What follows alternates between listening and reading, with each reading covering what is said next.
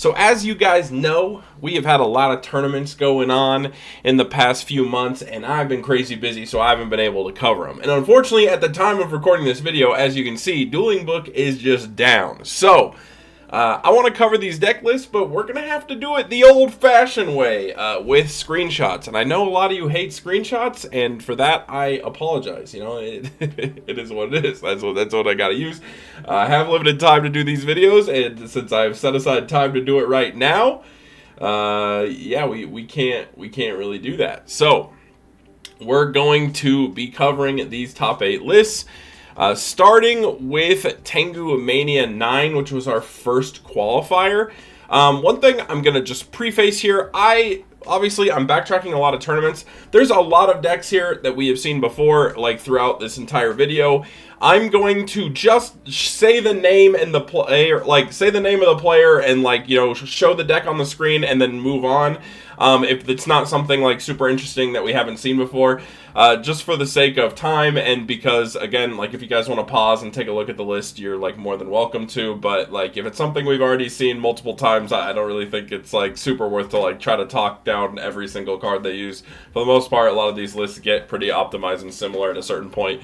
But for the sake of time, we're not going to go through this like, you know, crazy slow. So Tengumania 9 metagame breakdown. We're starting with, it was 2 Gravekeeper, 2 Hero Beats, 2 Tengu Plants, 2 Scraps, and then 12 others. So 1 Agent, 1 Cat Sith, 1 Cyber Dragon, 1 Falcon Punch, 1 Frog Monarch, 1 Herald of Perfection, Karakuri, Machina, Nordic, Chaos, TG, Watt, Zombie. So we had all kinds of spicy stuff in the pool, and so we'll jump right into the top 4. So, starting with 4th place, we had BR1, who got 4th with Scraps. The primary interesting thing I see in this list is they opted to run Scrap Golem. I'm not even sure how they managed to summon this or how this was utilized. But that was like the spiciest card in here. Scrap Goblin, some Scrap players elect to use. We're also maxed out on Chimera, so not a lot of Scrap lists typically do that. And usually Scrap lists, I'm pretty sure, are on Upstart. So BR1 elected not to do that and managed to see a 4th place with it, so not too bad. We're going to move on to 3rd place, which was Brahimpoke playing Heroes, and we're playing Jar of Greed Heroes, which is honestly pretty cool. The only thing I'll say is if you're going to opt for the Jar of Greed, I think this should be a Jar Turtle instead of a Bubble Man. You know, I liked what he cooked with his list playing the Jar of Greed, Jar Turtle. If you're not going to play Jar Turtle, then this should just be Legacy of Yada, because Legacy, like, if you play against like a Piper Chaos or something, that could be a draw too, and so you'll get more value out of the card in general. Which is why I would say this should be either Legacy, unless you want to make this a Jar Turtle, in which case I think this, like, that makes sense for it to be Jar of Greed. But I do like this. It makes it so your back row is more chainable, makes you less vulnerable to Heavy Storm turn 1 by just setting a Jar of Greed in like a Bottomless or something, and then they Heavy Storm you chain Jar, it's a 1-for-1, that's totally fine. But yeah, cool adaptation. Brahimpoke's been kind of piloting this exact list a lot lately. The other nice thing about this is, like with Jar of Greed and like Gores in the main deck, is you can do cheeky things where, one, you're playing heroes, so they already don't expect Gores, but then you set a Jar of Greed and they swing in directly, and you Jar of Greed, draw a card, open your board, and then drop the Gores, and that's also really sick. So shout out to Brahimpoke for making a pretty cool list. You're going to actually see this list repeat in these tournaments, because Brahimpoke actually topped with this quite a bit. But we are going to move on to 2nd place, which was Halfar, who made it with Tengu Plants. Again, pretty standard list, nothing too crazy. We'll just keep going on. We go to 1st place. We had Pro Storm, who played Agents. Main interesting thing about this list is it is on Trooper Agents and not like a standard agent list. So like some people have been opting for this. I kind of like it. I think it makes sense. The Call of the Haunted opens up a lot of options with like bringing back a Christia at the right time to, like, you know, completely blow out your opponent. But also it has the nice like factor of, if it's a set back row that they MST, you can chain it, bring back a Card Trooper or a Sangin, get a search off. I think there's a lot of value there. So shout out to Pro Storm for taking 1st place with that. We are now going to move on to Tangu Rumble 18, and we have the metagame breakdown for this. We had 3 agents, 2 Ojama, 2 Tengu Plant, and then 6 others. So this is a bit of a smaller one. We got 2 Ojama in it, which I think is kind of crazy, low-key. But this was a really spicy one for machines, because in 4th place we had Aomine's Machina, and this is like some really spicy Machina, right? Like we're on Call of the Haunteds, Monster Reborn, Mind Control, Decree in the main with a Dust Shoot, no MSTs, no Dark Hole, just playing all-out aggressive monsters with like a TG engine. I have no idea how this list works. Like, this list is really spicy. Like, I know you can use the Gen X Neutron to search like the Birdman, but I'm not sure why there's 3 in here. Like, it doesn't really, like, what else are you searching with this? Because you need another tuner. I guess maybe you can, I don't know if Cycle Reader is a tuner. I have to look it up. Okay, Cycle Reader is a tuner, so you can search Cycle Reader with Gen X Neutron, which is kind of cool, I guess. But yeah, there's just so much to unpack. I don't really know how, like I said, how this list functions. I guess like after you search the first 2 cards with Neutron, like usually later in the game this probably just becomes discard fodder with Fortress, which is why I don't know why there's a TG engine, but I guess like it's pretty effective with like you're gonna do one pretty powerful normal summon like through Tour Guide, Gear Frame, or Neutron, and you can special summon Striker and the normal Tour Guide, and that's going to make you like get you a Sangan and make a Catastor, and then Warwolf can like chain this off the summon of like a Birdman and stuff like that. So there's probably some applications for it, and then just a 1/1 line does make them all floaters, which is kind of cool. And then like we're on the Chaos package. Cyber Elton, this card is really, really cool. It meets the entire cost for a full discard for Fortress, which is really nice. But then also it can like just send all monsters on the field of the graveyard or something like that. I gotta read it again. Yeah, so send all other face-up monsters on the field to the graveyard. That's really, really cool, like, because that also bypasses your opponent's TG monsters. Like, you just send everything to the grave, so they don't get their, like, destruction effect. There's a lot of floaters that, like, this would kind of blow out, so... yeah, super spicy list, super crazy deck. Shout out to them for getting top 4 with it. That's like low-key really crazy. So Aomine, good cook. All right, in 3rd place, we have Wiz Kalina with Tangu Plants. Moving on to 2nd place, we have Blaze Phoenix, who ended up getting atop with gadgets, and this is a really cool gadgets list. Blaze Phoenix actually was talking to me about this. I like the Naturia Cherries. This sets up tribute summons for Vanity's Fiend, or even like can set up Nat Beast plays on the following turn if you just summon a gadget and synchro with it. So this is really, really cool. We have a 1/1 Machina Fortress Gear Frame line, which I don't think is bad either, because like if you think about it, with again the synergies with Cherries is actually crazy. So like if you have a Cherries get destroyed and then you have 2 set, you can normal summon Gear Frame, search the Fortress, pitch the Fortress. You can synchro for 5 and then synchro for 8, which is why there's the Librarian in there as well. So you could go like Librarian plus Stardust right there. And I think that's really sick. Obviously, we have Ultimate Offering, which I think is really nice. Like I mean, we already know like gadgets get really broken with Ultimate Offering, but then you kind of tie in like this Naturia Cherries package and then Vanity's Fiend. You could literally go crazy, and like in an Ultimate Offering push, you could make Utopia. Like, make Utopia Roach, and then, like, just tribute for Vanity's Fiend. And then think about how difficult it would be for your opponent to clear that. We're on Starlight Road and Judgment for, like, board protection as well. And then in the side deck, we're playing Crusher, Gen X Alley Crusher, which Blaze Phoenix was talking to me about. This is, like, pretty smart, because he sides into the Crushers and the Breakers. And what he does is he'll set Crusher to wall a Thunder King. They swing into it, Thunder King can't clear.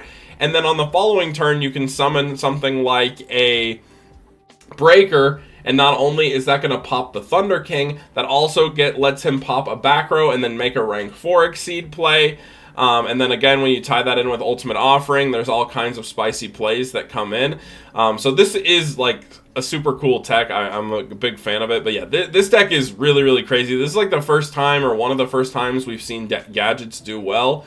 It took some innovating, but I'm glad to see Blaze Phoenix doing it. Blaze Phoenix is always one to kind of take some of those spicier archetypes and make them pretty good.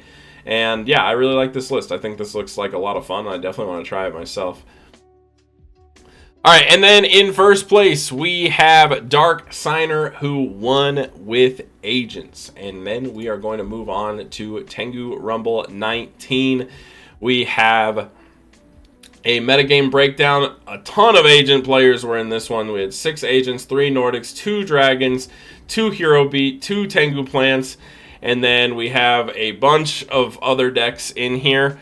And we're going to kind of jump right into the top cut for this one. So this one was a little spicy. We had Tom, who played agents, and this is kind of just same trooper agents we've already seen. We're going to move on to third place, and this was the spiciest one that, you know, of this tournament, and you got to give credit to James Ark. Shout out to James Ark on YouTube. He managed to make top 4 with Gen X. And what I really like about this list is, prior to this, we had the Psychon Gen X list, which had like 50 cards in it, and I had no clue what was going on. This list is a lot more consolidated, and therefore I think it's a bit cleaner, and so I kind of like how this list looks. I still don't know anything about this deck. I have no idea how Gen X functions or works or whatever, but I do think it is really cool. It's something I want to experiment with and like try out myself. This is like the one deck in Tengumania format that I just don't know, like I've never played, and so yeah, this is really cool to see Gen X make it this far. Like top 4 is absurdly impressive, so we have to give credit where credit's due. Shout out to James Ark. Check him out on YouTube. It's really, really cool to see. We'll move on to second place. I'm sorry, this screenshot is really, really small. This is Jaden Yuki's agents list.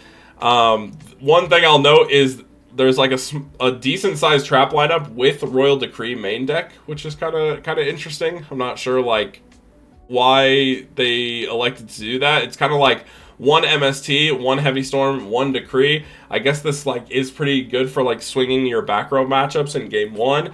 Your opponent's not going to really expect it, and just having 1 means it's like pretty low committal, you know what I'm saying? So moving on to first place, we had Brahim Poke winning with the same hero list we already saw. Like I said, he's kind of been piloting this in a lot of tournaments, including the next one, so we'll kind of just jump right into the next tournament. All right, and so this was our most recent tournament, which was Tangu Mania 10. I went ahead and went with the top 8 because that was the top cut.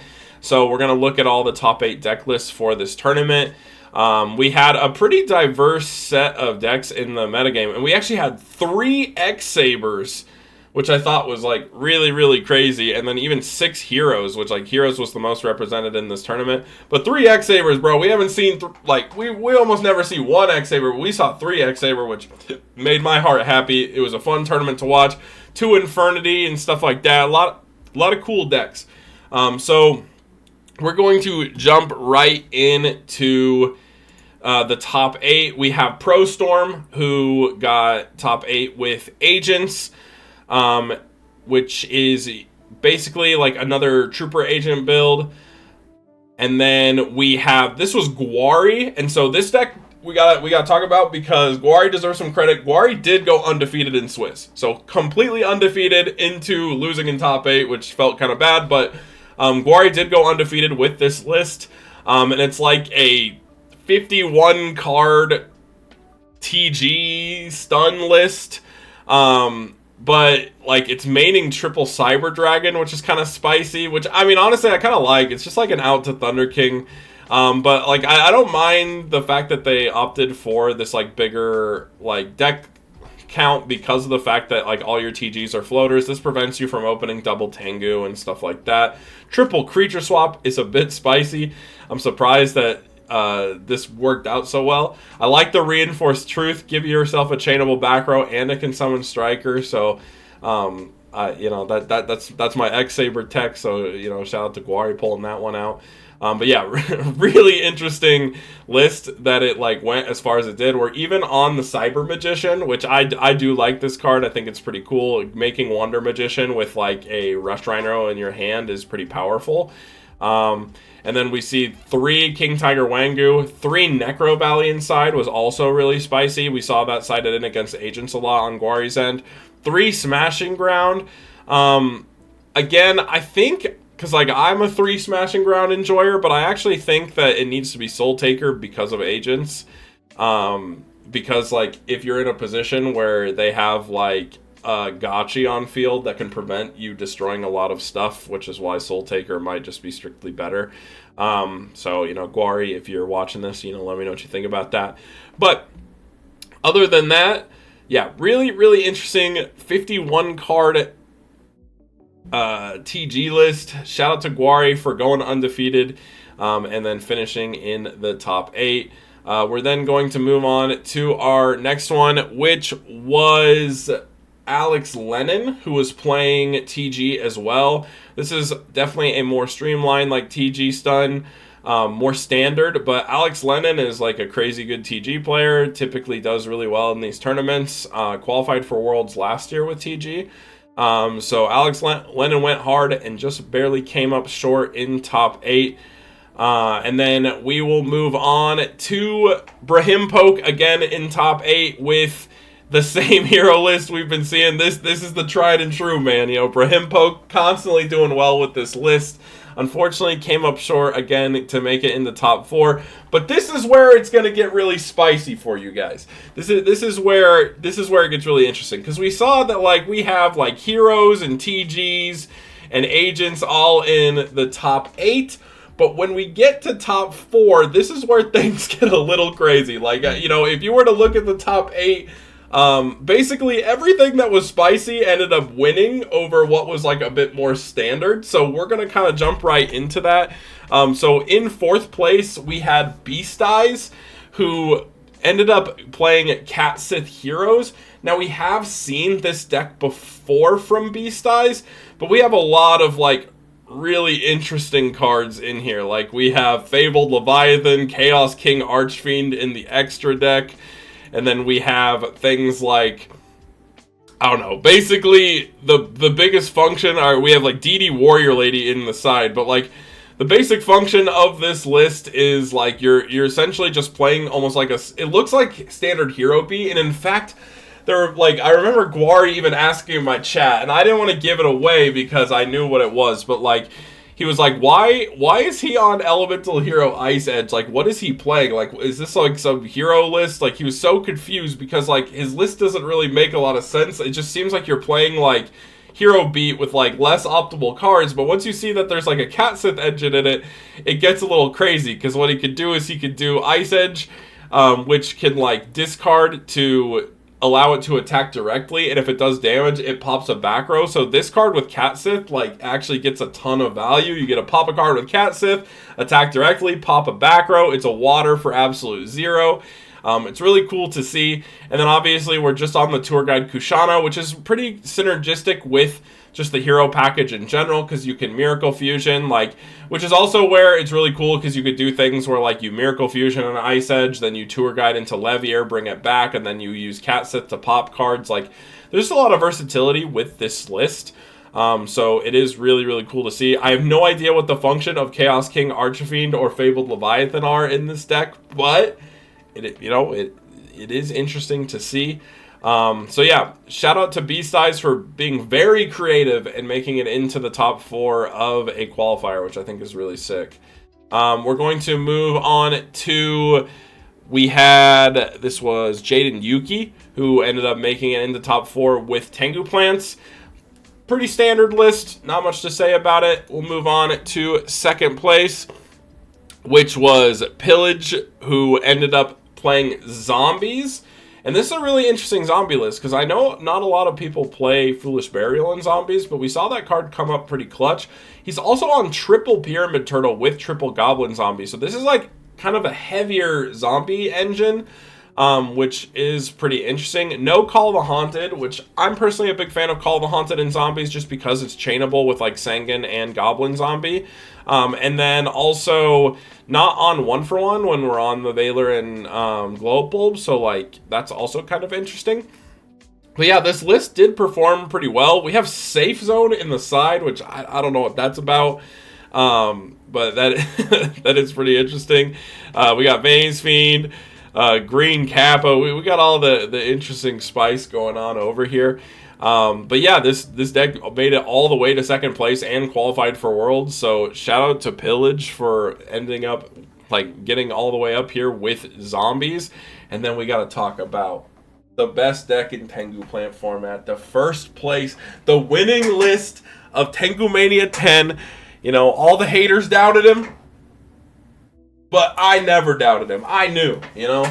We had Linnell, who ended up, I think Linnell is new to the server and ended up winning with X-Sabers. And honestly, if I were to like summarize this is like pretty standard Trap Sabers, right? Like this looks kind of like your average Trap Saber list. So nothing like too crazy spicy going on. We got the Airbellum, which like a lot of people tend to cut. Linnell opted to use it. We saw it come up kind of clutch in like one of his matches.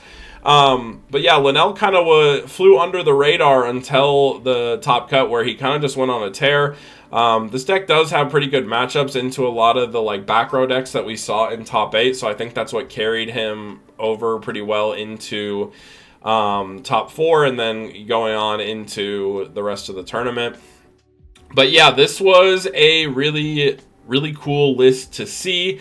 I'm personally not a Trap Sabers guy, but I do understand it. I do get it.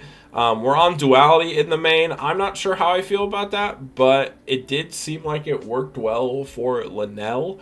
We're on the Hamster package, so 2 Hamsters in the main deck, 3 Full Helm Knight, which is pretty heavy, and then 2 Bogarts, which is also pretty heavy. But this did come up pretty clutch for him, where we saw like big pushes with Fall Troll that just kind of worked out.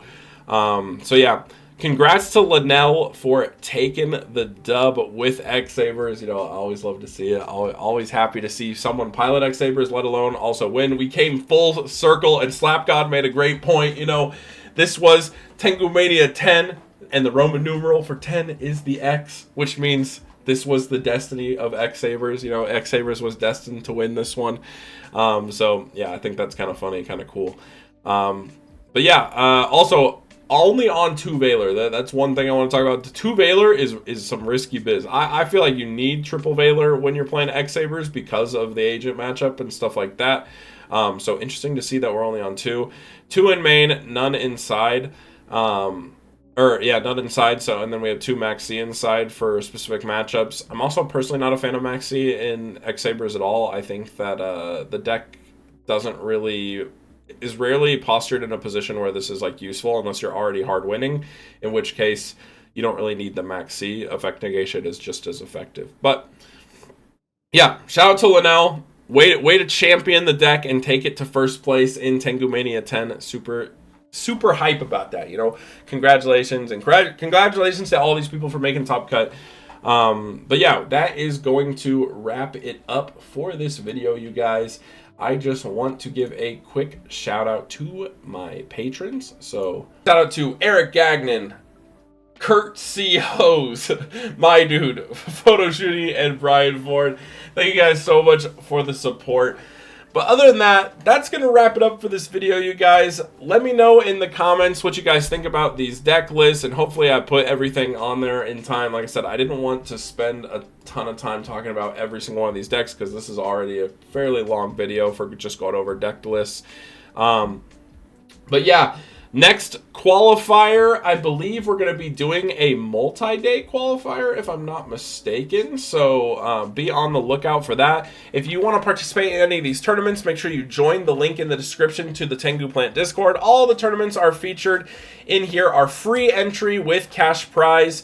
And we are going to be showcasing some of these tournaments as we continue going on. Worlds is obviously going to be coming up at the end of the year, so if you want to qualify, definitely join the link in the description and come play. We'll be announcing the next tournament as it comes. I believe the next one is going to be another Rumble, which is a way to earn points to qualify for Worlds as well. So yeah, that is going to wrap it up for this video, guys. Make sure you guys like, comment, subscribe, and have a great time dueling today.